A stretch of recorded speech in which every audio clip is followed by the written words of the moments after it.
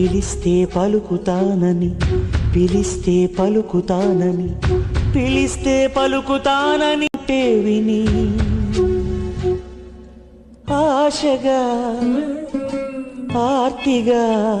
అందరు ఇప్పటి గురించి ఆలోచిస్తున్నారు, ఇంకా తర్వాత ప్రపంచం గురించి ఆలోచించట్లేదు, తర్వాత మన ప్రయాణం గురించి ఆలోచించట్లేదు.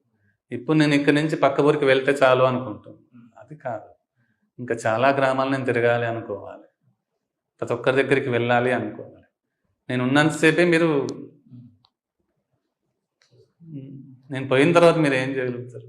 అంటే ఈ జన్మ మనం ఏ లక్ష్యంతో తీసుకున్నామో అనేది మనకు ఎలా తెలుస్తుంది గురుగారు?